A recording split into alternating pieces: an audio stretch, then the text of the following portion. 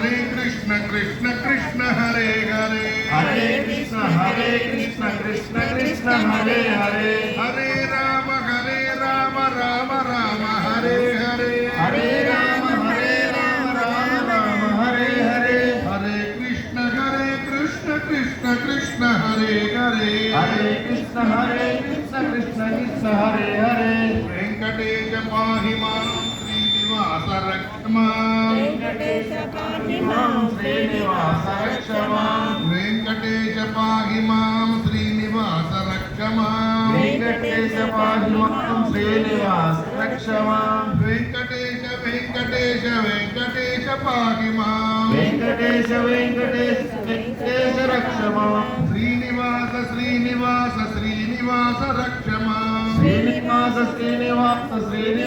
रक्ष मां ओम नमो भगवते वासुदेवाय ओम नमो भगवते वासुदेवाय राजा रामचंद्र भगवान की जय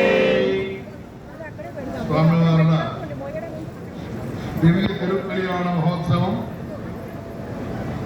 శుభప్రారంభం కాబోతూ ఉన్నది. అందులోనూ 24వ బ్రహ్మోత్సవం, ద్విపుష్కర బ్రహ్మోత్సవం. స్వామివారికి ఇప్పటికీ 24 సంవత్సరాల వయసు వచ్చింది, యుక్త వయసు వచ్చింది. అందుకని చక్కగా నిన్నటి రోజున చక్కగా వధూనవేషణ చేసుకొని సంబంధం మాట్లాడుకొని ఈ రోజున చక్కగా పెళ్లికి సిద్ధమై కూర్చున్నారు స్వామి.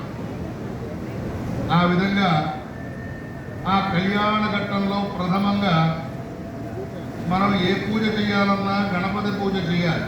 ఆదో పూజ్యో గణాధిపః అంటారు. గణపతి పూజ చేయండి దేవదానవులకైనా సరే ఏ కార్యము నెరవేరదు. అటువంటిది మానవ మాతృడంగా ముందుగా గణపతిని ఆరాధించాలి.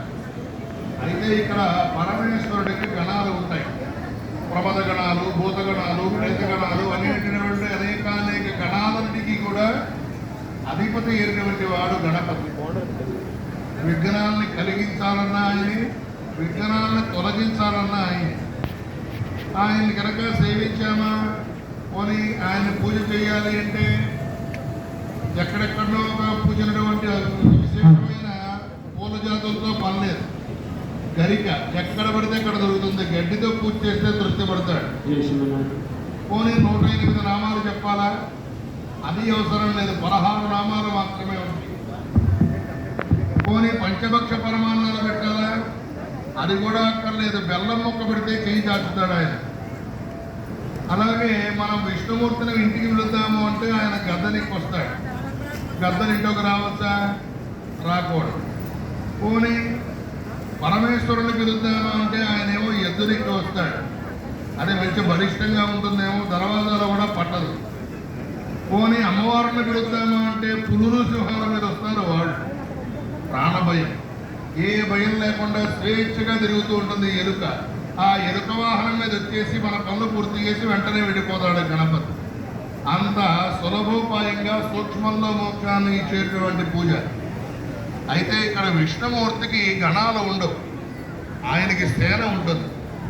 ఆ సేన అంతటికీ నాయకుడే విశ్వక్సేనుడు అంటారు ఆయన. అందుకని వైష్ణవ సాంప్రదాయంగా విశ్వక్సేన పూజా కార్యక్రమాన్ని చేస్తారు.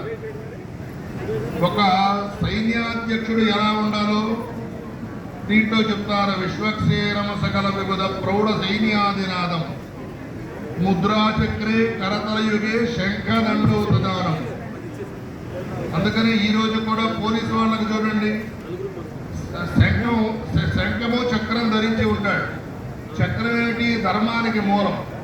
అందుకని ఆయన ఈ టోపీలో ధర్మానికి మూలమైనటువంటి చక్రం ఉంటుంది. అలాగే శంఖం ఇస్తే బాగుంటుందని చెప్పి విజిలిస్తారు. అది ఎప్పుడైతే శరీరం మోగుతుందో వెంటనే ఎక్కడ వాళ్ళు అక్కడ సర్దుకుంటారు. ఆ విధంగా శంఖ దండౌతదానం. అలాగే కర్ర పట్టుకొని ఉంటాడు, వీళ్ళ చేతుల్లో లాఠీలు పెట్టారు. ఆ విధంగా పూర్వ శాస్త్రానుసారంగానే ఇప్పటికి కూడా మనకు అదే చూపిస్తూ వస్తుంది.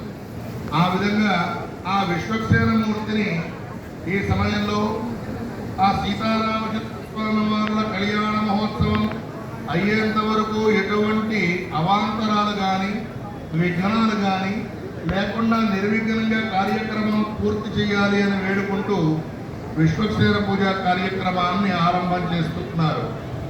ఓం నమస్తర జయ నమస్తర హస్పద జయ నమస్తకీనాం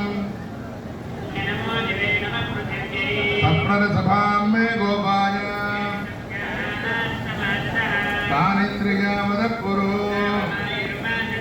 సర్వేభ్య శ్రీ వైష్ణవేభ్యో నమః సర్వేష్వాసీరో దర్భాం ధారయమనః ఇది పవిత్రపాణి ప్రాణాయామ్య రేచక పూరక కుంభక క్రమేణ ప్రాణాయామత్రయం కృత్వా